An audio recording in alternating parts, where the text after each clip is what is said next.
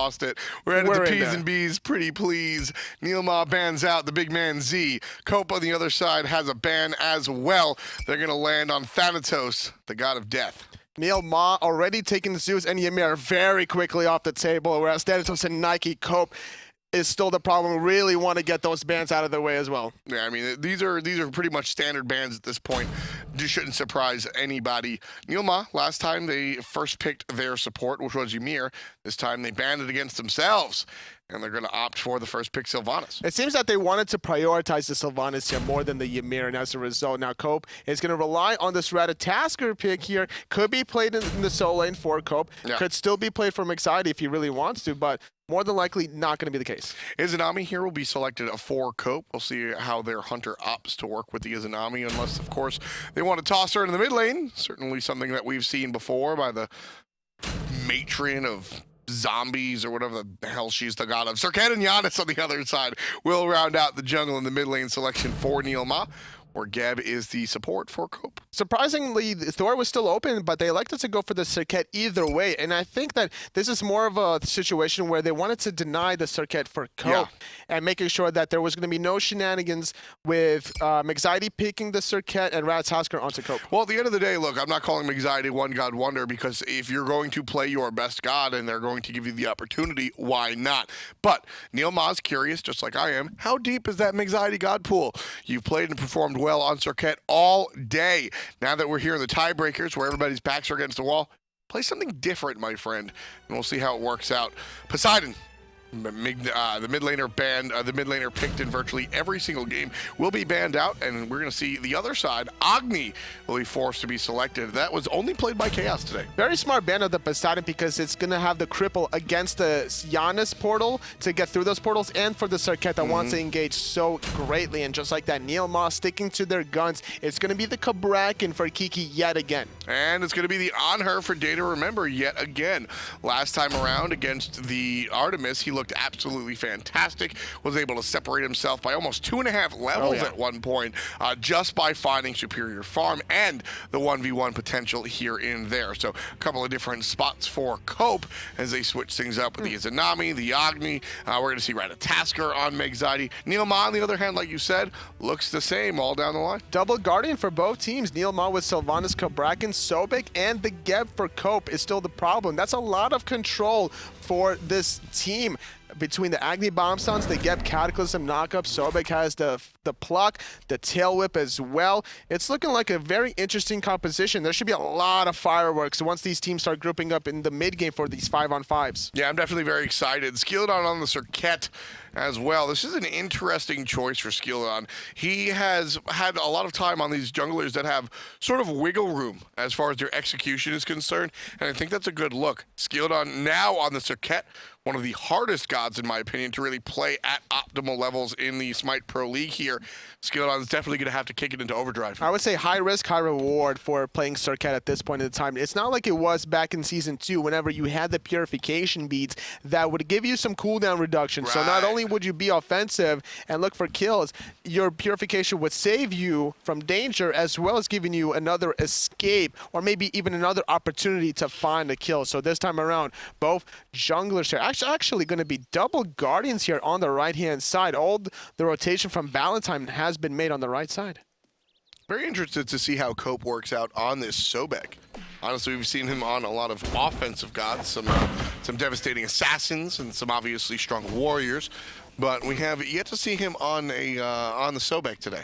No, not at all. And we haven't seen much Sobek at all in the solo lane in Season 4 thus far. It's just been a situation where there's been a lot of warriors with the inclusion of some Ratataskers here and there. Now, is that because Sobek just isn't a good pick? Are the others a little bit better? Or has it just simply been luck of the draw, these players aren't picking? It's the lack of clear in the laning phase at levels 1 and 2, which is so important. It leaves you very vulnerable for some invades, and that's been the name of the game, the proxy farming. And Valentine stuck in an awkward situation, forced to use the shell, and with the knockup, not going to be able to find the kill. I like the strategy that Cope had there. He was trying to find a pluck under the tower there. This is why we see that double Guardian composition, maybe baiting out Skilladon and Kiki next to that tower, find the pluck, and then continue another more CC chain with a knockup. Look at Izanami right here. Sops is literally under tower because his support is on the other side of the map.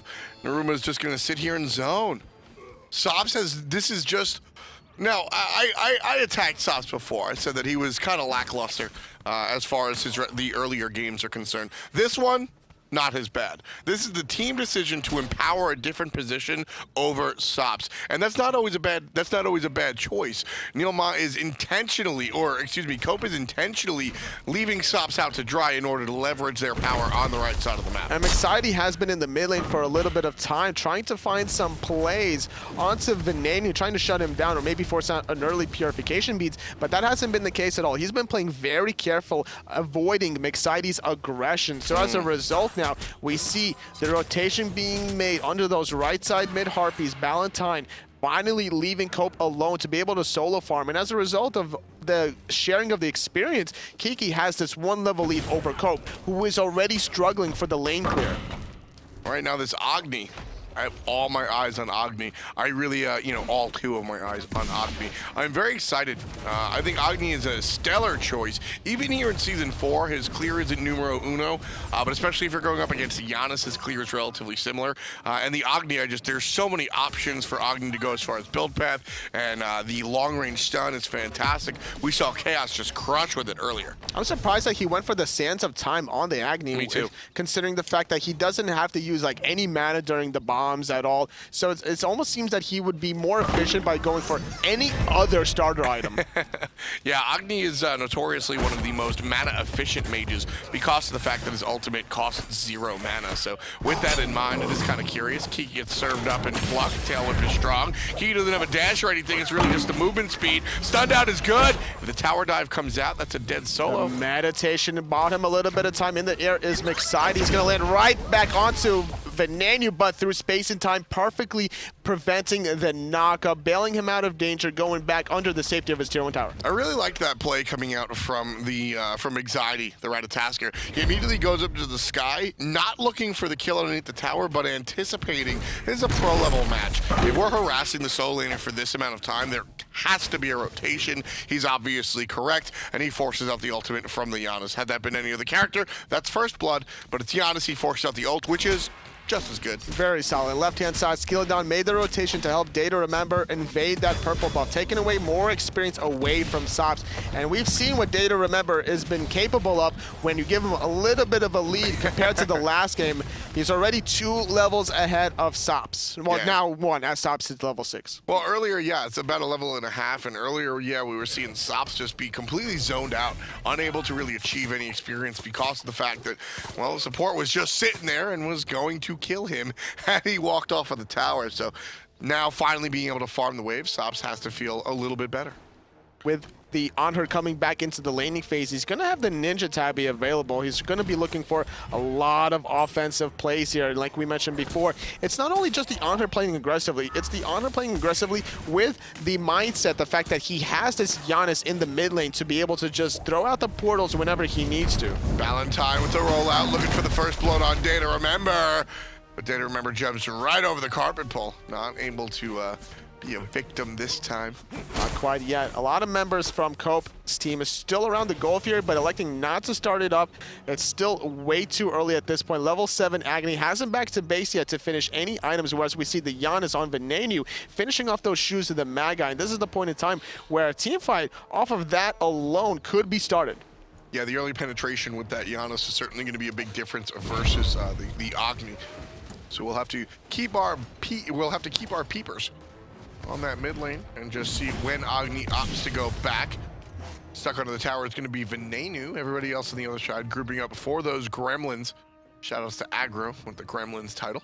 Skilladon able to get those Oracles on the left-hand side, and now he's looking for a potential gank in the duel lane. He's going to force out the ultimate, and with the ultimate from Date to Remember, that's going to secure the first blood of the game. I like the idea yet again from Circuit, locking down Izanami. All that damage over time from the ultimate is what it's all about to reveal the stealth. Kiki again gets served up, and Tail will be strong, but I've seen this episode. Kiki's going to be fine. He has to meditate also, so he has no worries or qualms about any potential 1v2 at this early laning phase. He also has Mark of the Vanguard to be able to survive a little bit further. There's a little bit of damage over time with Mixiety's circle ability, so just making sure he has all the tools at the right disposal. And yet again, going for Swift Wing. And also picking up the idea of that starter item, the tanky starter item, Mark of the Vanguard. You're going up against a Sobek, so you know you're going to be plucked behind the archers. You know you're going to take a lot of poke coming out from the minions. Mark of the Vanguard is fantastic when it comes to defending against that minion damage. So absolutely the right choice. And like you said, the Swift Wing, this is teleport light. If you're not going to opt for teleport, we see the level 1 meditation coming out for the Kabrakan player, Kiki Sochiki. The Swift Wing is sort of a way to alleviate the issue not having teleport. It also gives you about 10 HP 5, so it's going to give you a lot of sustain whenever you're running around and looking for more action. You're going to stay into these team fights a little bit longer, so that could be another mindset and a goal of having an additional 5% movement speed with the Swift Wing. Is going to put you in a position to find somebody with that active steroid that does so much damage on a Kabrakan. It's very surprising damage. That's why it's called Fat Loki. Absolutely. Well, it's actually very interesting that you bring up the Fat Loki nickname, because I think we're seeing the second era of Kabrakan play, which I don't know if I would hit him with the Fat Loki tag. Once upon a time, when Kabrakan first came out, he was looked at. Many characters go through different iterations, even without changes to the character's kit. And once upon a time, when he first came out, he was a jungler, basically, almost exclusively. And we saw heavy damage builds come out. Polynomicon and Soul Reaver were almost must-buys, and his whole gimmick was you get the stun, you basic, and you hope they're dead already. Well, he still has enough base damage to be justified as a burst god. Great pluck from Cope. I believe he did spot out the rotation coming from skill down. There was a ward there underneath that fire giant pit. One above, one under. It's always been a great opportunity to look for these wards, especially against aggressive junglers. Cope's sitting there saying, thank you. The ultimate out of Kabrakan saves the wave from walking underneath the tower. You always like to talk about how small, tiny things can really have a huge impact in the solo lane. What if those four minions worth of gold create the next item for Sobek? And on top of this, the 4 minions that have been stuck there, this puts Sobek even in more position right behind his tower, and that could potentially bait Kiki a little bit further in. And now Neilmah almost taunting out the... Nice knock-up, 3-man for the money. Mixity finds the initiation. Data, remember, very low. Has to exit down south. That's going to be a kill onto Skeleton, and Venenu gets him back. Viper down. Great ultimate from Venenu. He's been on point with these Giannis's thus far. The rotation from Cope, trying to find the lockdown onto Neilmah. The portal is so close. He barely gets it. He's going to be able to survive, but this could give a little bit of a window to maybe start up the Gold Fury. Everybody's here, but instead, going to go for the more guaranteed play, taking away the red and the purple. Great rotation from Cope. I wouldn't be surprised to see if there's a pause on the side of Cope because somebody broke their keyboard. Neilmah escaped there with, I think, exactly 2 HP. Either way, that's infuriating. It is, but at the same time, it isn't, because you're rewarded with 2 buffs of your own. Very true. Sometimes you don't always need the kill. To be fair, if Neruma dies there, you have the exact same result. Yes, pretty much. With the exception of getting like maybe an additional 100 to 150 gold. You get 100 gold for the kill on Neruma right there, and he leaves. He doesn't get experience for 5 seconds his respawn timer is pretty maybe. much at this point. So great. It's not that big of a deal, but just the frustration factor. You see that guy walk through the portal. That's that. You want to use an old school Smite term? That's that pon-pon luck. Well, either way, though, you got to have the players onto your squad to be able to get you back onto focus, to find the objectives, and that's exactly what happened there. They were like, okay, he got away, that's fine, we'll get him next time. We're going to get away these buffs, and they were even considering potentially going for the Gold Fury. We saw one player going up north, while we did see Cope start up the red buff instead. So having that communication on your team is so important to be able to maximize the efficiency of any advantage you have in a 5-on-4 or even 5-on-3 play. Nice little zigzag coming out from Skeleton. More defensive than offensive, if I'm completely honest right there. Just wanted to really avoid the trap that was going to be Geb. Venenu joins up in the mid lane.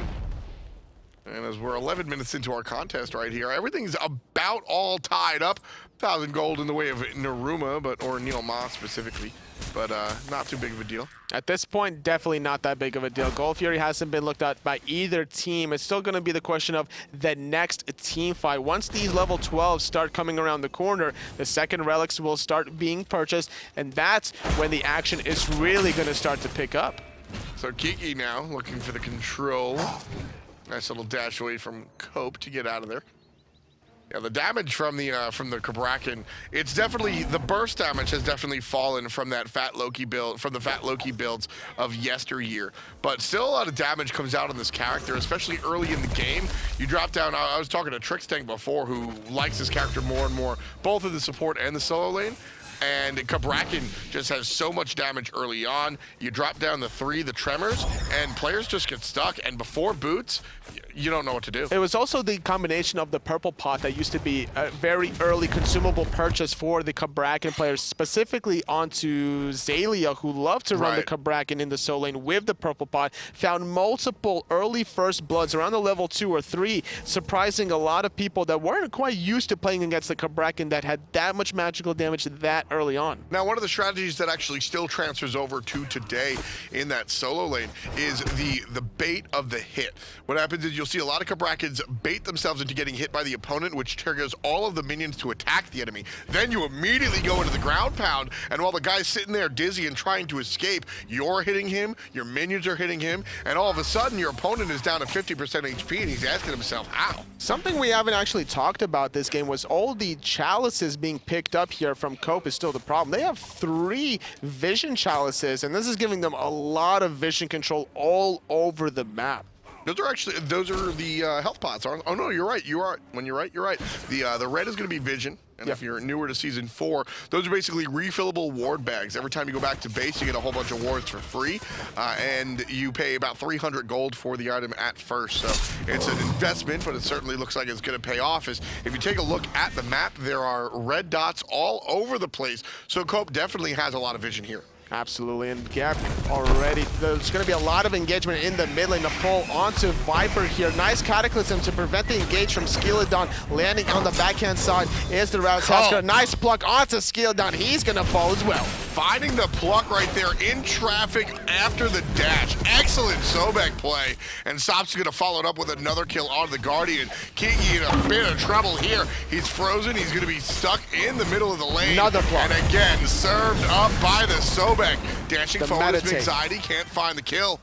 Kiki's gonna live for the moment. It was a great meditate to buy him some time. A nice beat from Day to Remember, preventing the portal from finding its target, finding the 3 kills rather earlier on, and now they have to be careful about this engagement because Kiki's here now with his second relic to teleport through space and time used off the mark, but unstable vortex, finding the target. 2 clean-up kills because Cope's still the problem. Wanted to stick around a little too long. Well, you know what? Right there, I can't even go with you to attack Cope is still the problem. It was just a fantastic heads-up play by Kiki. Data Remembers in trouble, finds the stun on some anxiety. There's the ground pound, has to be canceled out. Skeleton finds the kill. He's dead. He's totally toasted. No way that anxiety survives, and there it is. He's gone. 5 kills in total for Neilmah, and 2 of them belong to the jungle. And now Sylvanas is going to keep everybody topped off. Gold Fury being started at the 15-minute mark. It's only Valentine around the corner. Nice zoning from Kiki. Is going to prevent it. The teleport is happening. They should have not killed that ward. They should have allowed the teleport to come through for Cope and just surround him. 5v1, find another kill, and that's going to allow Kiki to just outfarm him. So again, Cope is still the problem. You lamented the fact that they stayed a little bit too long, and really, if you're looking at where I'm looking from, Toli, I just got to take my hat off to Kiki. So we always talk about, we were just talking about how the Swift Wing is teleport light, because theoretically, your solo laner can do more with 2 real relics, right? Teleport is a non-relic. It's just a way to get back into the lane. And right there, that's when teleport's not the non-relic. That's its battle application. And by picking up the level 1 meditation, nobody buys a level 12 teleport because the usefulness is already over. Exactly, and this is the second time. The last time I remember a teleport being picked up after level 12 that's made a huge impact in the game. I'm thinking back in Season 2 Worlds, Fnatic versus Enemy, Chaos picking up that teleport there to make a huge turnaround team fight behind that Fire Giant. Absolutely. He was playing the Zhang Kui? Yes. Absolutely. Yeah. And those are the moments because it's the surprise factor. A lot of times you see that with Blink, and this tier 1 tower is going to go down. It was not about protecting that 500 gold bounty. It was about the turnaround fight, the kills, and the gold fury after the fact. Blink and teleport have an advantage when the opponent doesn't know it's coming. Kiki teleports in, and everybody on Cope goes, wait, he has teleport? And the whole thing snowballs from there. This 3,000 gold lead can be looked at as a result of the purchase of Kiki teleport. Love that play. And the question is, what can they do from here on out? Kiki's looking for the ultimate to zone them out, but a nice knockup is going to prevent it. Data, remember, forced to take the portal. He's also Aegis out, and he's going to get focused out by Viper, not having that jump in time to avoid it. Taking a lot. Ooh, nice Aegis, preventing that unstable vortex. Kiki's in trouble this time around, 25%. It's going to be a lot lower. Finds a stun, but it's just not good enough. Tops gets credit for the kill. 2-1-1 for our Izanami. Kills are tied up, but the gold's still separated by about 2,000 gold. Cope looking for the siege here. If they're able to take this tier 1 tower, tier 2 tower, things will be all but tied. They have a nice block again onto Skilldown. He gets eliminated right off the bat. That's 3 dead on the side of Neilmah. Cope grouped up as 5 under the tier 2. Grabbed that objective, no problem. They're not going to be able to continue during the Phoenix. Gold Fury still down for another 2 minutes. No Portal Demon to take either. Fire Giant would be a little ambitious with Kiki respawning in 10 seconds. Always have to worry about that teleport relic now on Kiki. Yeah, that's going to be a big impact. And right away, Neilmah get to change the way that they play, and Cope has to change the way that they play as well with that teleport in the game. And it's just so fun because teleport is like I said, teleport's a non-relic because it's there for the laning phase a lot of time, and you get an okie doke kind of teleportation across the map for a gold fury, but it's not a shell, it's not a sprint, it's not a meditation. But now that it's bought at level 12, all of a sudden we're having a conversation about it. Absolutely, and it's going to synergize very well in the late game with Neilmah's Chalice, the Vision Chalice, if he holds on to it, whether or not he wants to get rid of that slot so he can pick up some rituals instead. A lot of the time, there might be some situations in the mid to late game where you might not have a ward, but as long as you still have your Chalice that you haven't been using, then you could still synergize that with the teleport. So Kiki now finishing off the Void Stone and the Height of Nami line. He really wants to go dive that backline, making Sop's life more obnoxious. Yeah, that Void Stone is going to allow him to do some extra damage to the players that he does wind up hitting. But that Nimi and Lion, I mean, you're looking at the bases coming out from Sops mainly, but also the Ratatasker. Believe it or not, Rat winds up dealing a lot of basic attacks in between his whirlwind of abilities. He lands on you from the sky, you get knocked up, you get hit by the stun and the little tail whip thingamajigger, and then all of a sudden you're just getting hit by a squirrel paw. And you're also getting a little bit of mana out of that item, so you're going to be able to spam your abilities whenever you really want to. Having a little bit of cooldown reduction with the Shoes of Focus puts him in a decent position in these team fights, and with a meditation buying him some time as well, Kiki's always going to be looking for those abilities. So right now, as we take a look across the board as far as our builds are concerned, look at the Geb right here. Really interesting choice here I want to point out is the Gauntlet of Thebes. This item has been... This item has a storied history. One of the quickest fixed items, I think, of all time in SMITE. At one point, it was just completely busted. They fixed it in about 6 hours. Then it got changed to more of a HP 5 item and kind of disappeared for a while. But now it's Season 4, the new iteration, it's being picked up right away. So Season 3, the item used to give you increased healing received, and now that passive has been removed, and now instead you have an aura around you giving your allies magical and physical protections of 20. And that's a really big choice. That's basically the third cousin of the Sovereignty and the Heartward Amulet family. Kiki is going to drag everybody else here to see the party. It's almost as if Kiki went out to invite Cope is still the problem, to watch his team take the objective. And with it, 1,600 gold in the lead is Neilmah. They have the lead back right after Cope tied the game. And Cabrakan is a great god to be able to zone away from the Gold Fury, especially when everyone from Cope's team is still coming from the mid lane. You can choke them out with the ultimate right above the mid Harpy area, preventing them from coming in. So you just have to coming from different angles if you want to contest that objective. Yeah, you see these entrances to the jungle, the one that basically all of them are generally the same size, and the Cabrakan ultimate is exactly that size. The whole semicircle will fit in this corridor that you see Skildon walking through. The entire ultimate is going to block that off. So if you're coming into the Gold Fury by way of the mid Harpies, that entire walkway can just be completely walled off, and that's really just Kiki that's his job, is to play zone. And that's why that second Gold Fury was so easily taken from Neilmah, not wanting to put themselves in that position, because also that could have been a bait. All of a sudden they're walking through, and then instead of a zoning ultimate from Kiki, all of a sudden it's a trapping ultimate, and all the cooldowns are being used from Neilmah. You can either lock him out, or you can lock him in. And if that's the case, everything is going to show up. All of a sudden, you're stuck in the tremors. Venenu's launching the ultimate, and everybody's just down for the count. So certainly not going to be. How does that saying go? I'm not trapped in with you, you're trapped in with me? Yeah. That's what Kiki's probably thinking as he throws out that ultimate. Yeah. Rorschach from the Watchmen. Usually you hear that with Odin. Yeah, that's true. But this time, still going to be thought about with Kiki. Here he's trapping a Viper who's able to dash out of there. Here comes the jungler looking to punish Kiki. He's in a lot of trouble, and the damage is not going to be enough to confirm the kill. Kiki gets out of there, still being chased. Cope trying to find it, but just walks into the rest of the team. The damage was being done onto Viper. He had to retreat earlier on, and he couldn't follow up any sort of damage onto Kiki. Big deal. Kiki has to teleport. He's right back in it.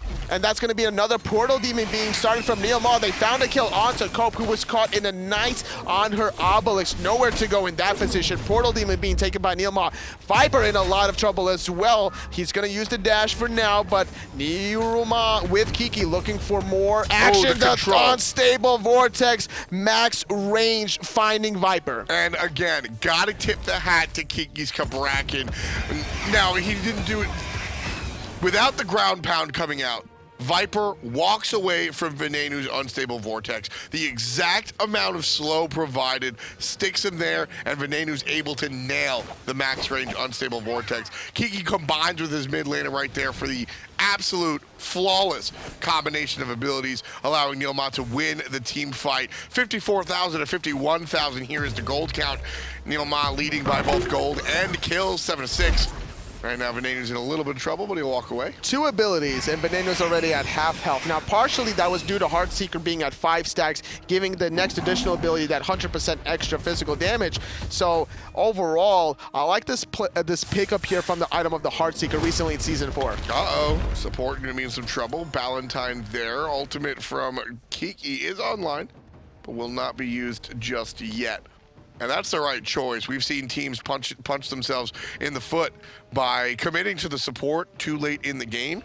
And right now, if you take a look at the Geb's build, that guy is tanky. You certainly don't want to blow all of your abilities on the Geb. He has the HP 5 for his team, he has the MP 5 for his team, and now he's given magical and physical protections for his team. And on top of that, he has the reinforced Greaves, which is going to negate a lot of this damage over time between the Circuit ultimate, the damage over time from the Sylvanas Wisps, and the Ratatouille, on top of the Tremors coming from the Cabrakan. And don't forget, the On Her ultimate also is technically some damage over time as he fires 8 different spears. I love tank boots on Geb. Tank boots are criminally underpurchased in my opinion, but specifically on Geb, because I feel like when you're looking at characters like, namely Sobek, when obviously Bacchus, you're looking for that damage is icing on the cake. Bacchus a little bit more intense as the damage, but when you're looking at a character like Sobek, you'll take the damage, sure.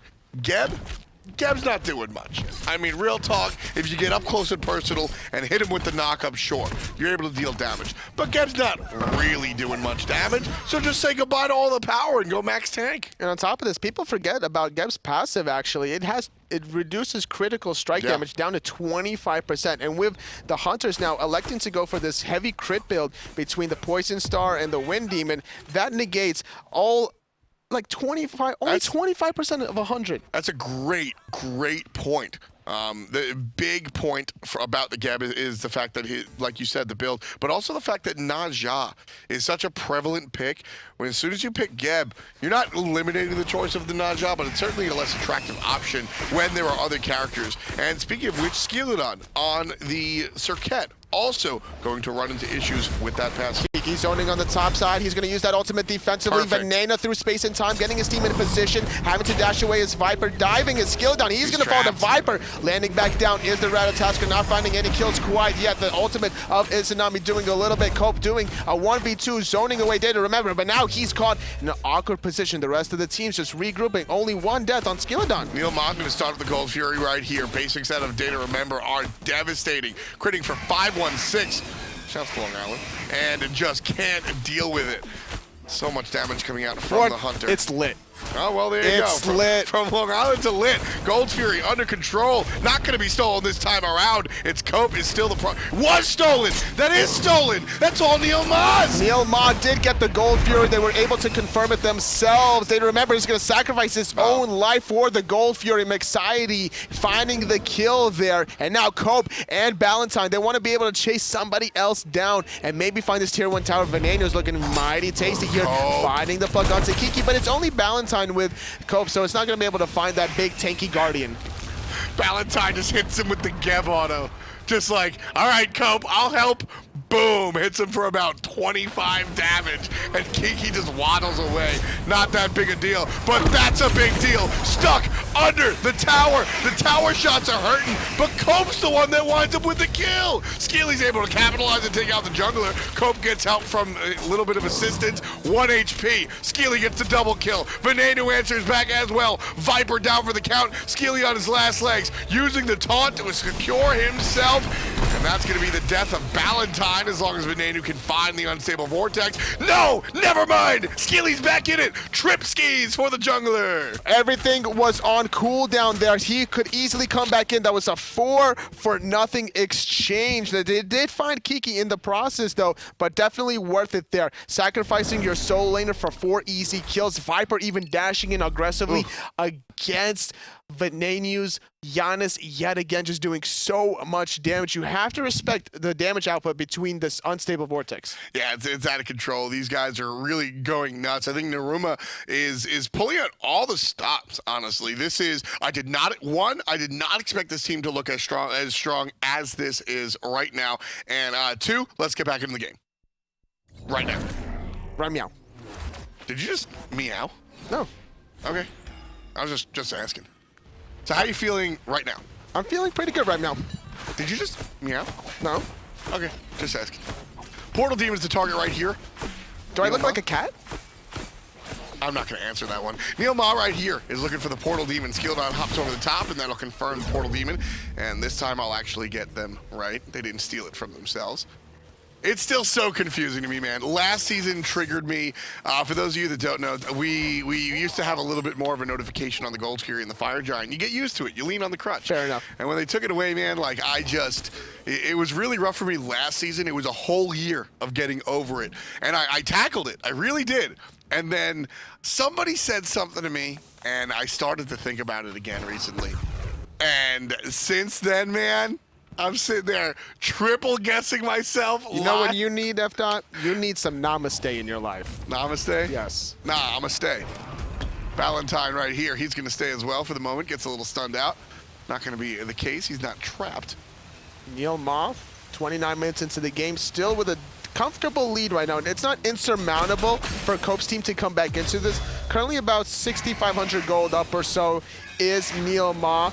Still trying to hold on to this Fire Giant area. Currently, Neilmah looking to put pressure either in the right-hand side or maybe look for a pick and then go into the Fire Giant. This is that Season 3 Fire Giant dance. We used to see teams do this for about 5 to 10 minutes at any point in time. And right now, we're going to get a taste of it. Neilmah right here are going to look for the positioning. We see Cope in the thick of things, using the ultimate, trying to be aggressive now, and with a sprint being popped, it's going to help get people out of danger. Nice three-man knock-up skill down, dive in the backline as well. Through space and time, is going to strip away Sob's health pool. Kiki's going to be the first victim. Anxiety gets credit for the kill. Cope on the backside gets greeted by a mid laner. Data Remember blasted out the ultimate, more for CC immunity than anything else, but Cope is still the problem. They don't have a lot of HP. Big crits. Data Remember gets the kill. That's a dozen for Neilmah, and they're not done yet. Venenu opening the portal, walking right on through, not going to surprise anybody.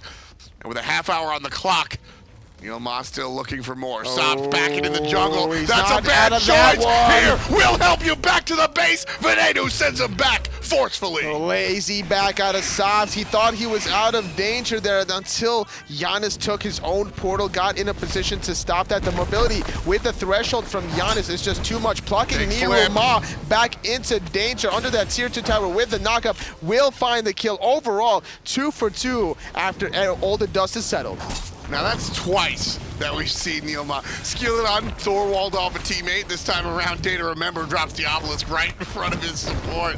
Unfortunately, the teamwork is harder than it seems, but the tier 2 tower goes down, and I'm sure any support player that's worth their salt is sitting there going, you know what? I'd die for my team to get a tier 2, no problem. Absolutely. I thought Kiki was going to dive that for a split second there, using his ultimate to try to be able to find another kill onto Viper potentially. Instead, looking to play really safe, not wanting to put any more pressure, looking to kind of wait for this Gold Fury as it's about to respawn in 10 seconds or so.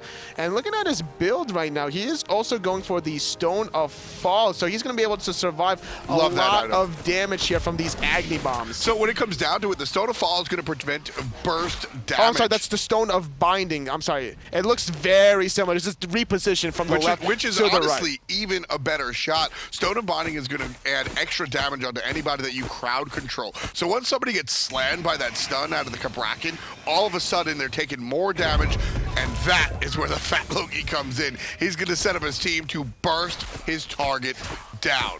Everybody shading over to the right side. Meanwhile, Neilmah, he's just going to, Data Remembers, just going to sit here and go for the Gold Fury. Viper, though, is going to force the reset. It's one bomb down, so it's just going to be another attempt here. He doesn't really have to worry about much, Data Remembers, because he does have the lifesteal with the Aussie, doing a lot of damage once the crits come online, which is a fairly high percentage chance with Wind Demon and the Poison Star anyway. I would have almost liked to see Data Remember to stay there, play the chicken game with the Agni, force more players to come over to the left side, and that would open the fire dart to Neilmah. The problem is his beads were down, so Data Remember doesn't want to flirt with danger there. If he gets caught off in 1 CC, he's dead to rights. Yeah. I just would have liked to see the okey doke play. You can't always force the issue after that. I'm sorry. Okay. Can I trade you for aggro yet? No, not yet. Oh, do you want a fat egg, really? Man. Would you rather have a fat egg? Right now, neither of these teams want a goose egg in their column. They want to find the win here. Neilmah and Cope is still the problem. Tied up with a third team, Noble, to see who winds up in the SMITE Pro League. Data Remember gets bounced up, will prevent the damage. Great reaction time on that Aegis. Cope is going to be stuck here, lurking in the waters. Sops gets the kill on Skilladon. Didn't even see that. That's a huge kill. Skilly has been a gigantic part of what has been successful for Neilmah. Naruma gets a kill. Everybody low. Cope is on his last legs. Look at the control. Big crit onto Sops. And with that, the portal is going to force Venenus to go even further in despite the 1-to-1 ratio. Neilmah lost Skilladon at first, but they're still getting the better end of things because of the damage from Data Remember, the sustain from Niruma, as well as the control that Kiki provides with his tremors just all over the place, making people so wobbly that they can't really aim correctly. Absolutely. You know, actually, so is Tremors considered a hard CC? No. Okay. I don't think so. I'm not sure. I'm not 100%.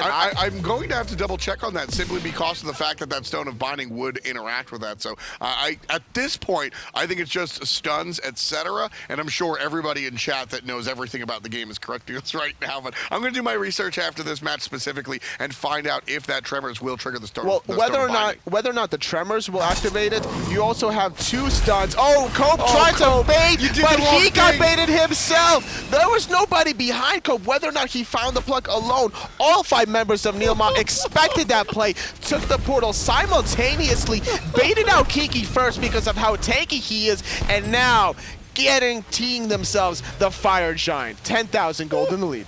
Cope is still the problem. No, I'm just kidding, folks. I don't think Cope is the problem at all. I think he's had a fantastic game, to be honest with you. But that play right there is just so comical because you know Cope was so confident. He's sitting there like, as soon as they walk through that portal, I'm going to get him, I'm going to get him. And the portal's from Venanio through space and time. Viper in a lot of trouble. Kabrak and Ultimate, nowhere to go. Kiki fighting Viper. Stop, still trouble under the tower. Kiki leading the charge, looking for the play. Man, the rotation out of the mid lane has proved fruitful for the solo laner. And I say the solo laner. Kiki is a natural solo laner. And Venanio with the Giannis has just been on point. The blink from Skilladon trying to find Sobs. He's going to get revealed by Mexati diving, forcing Kiki to get knocked up. The Phoenix does get taken out. Skilladon dropping to Mexati. Cope has revived. He's lurking in the water, trying to find a plug potentially. Unstable Vortex doing a little bit of damage, but the sustain between Fire Giant and Neilmah is enough to get out of dodge. Yeah, it should be totally good. 13,000 gold in the lead is Neilmah. 36 minutes into the game. Fire Giant on their belts for another 2.5 minutes or so. They're looking like they're in the driver's seat. And currently, this is the overtime, folks. There's 3 teams here. Neilmah, Cope is still the problem, as well as Noble. And with this, whoever wins this needs to win 1 more. So if you win 2 out of 3 here, you're guaranteed to go into the SPL Season 4. I have a question for you, Anatoly. Where is Dodge? Why do you want to get out of Dodge so badly? I don't know. Sometimes you got to get in there, like swimwear. Yeah, you said that before. And then sometimes you just got to get out of Dodge. I did not acknowledge when you said in there like swimwear. You thought you were the most clever person on the planet, and I was not going to give you the time of day. Hey, why are you giving me the time of day for this one? But yesterday, did you hear when I said that the Fenrir player was an animal? I probably blanked on that one. I'm not sure if I was casting with you on that one. No, it was Hindu Man, and I said it. I had to say it twice in a row for him to notice. And Hindu Man doesn't like fun, so. Tier 1 tower being aggressed on by Neilmah. They have a large lead, and right now Cope is still the problem, is basically just playing a game of hurry up and wait. They can't really defend out on the map. They have to defend in the tight space that is the Phoenix. Trying to find this tier 2 tower without any sort of contention. Neilmah is going to start putting pressure on this left side Phoenix.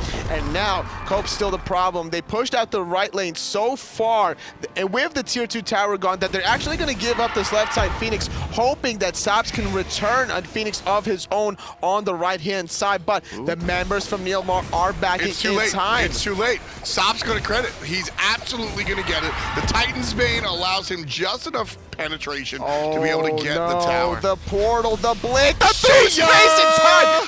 1-3-3-9. 2 more than the lead. Doesn't matter, finds the kill, and this could be all she wrote. That one pick in a 5v4 spot with 2 Phoenixes down could be the nail in the coffin for Cope. Oh, trapped! Perfect wall coming out from the solo lane. Kabrakin. Cope maybe gonna run away. Nice little stun coming out onto Naruma. Cope still safe under the tower. Big control on a Viper. There it is. Down. Not quite yet, but Cope. He's gonna get knocked up. Great play on Naruma. There's Kiki on the backside. Double kill for the solo laner. Still not done just yet. Cope baby barely alive. Triple kill for Kiki. Out of control. Finding the kills that he needs. It's a 4-on-2 right now. Mexati landing onto Venanio, knocking him up, but it's not going to matter too much. Titan is at 50% health almost. Trying to go for even more kills instead of the Titan. Finding Mexati. Valentine's going to go to the fountain. First game of overtime going in the way of Neilmah.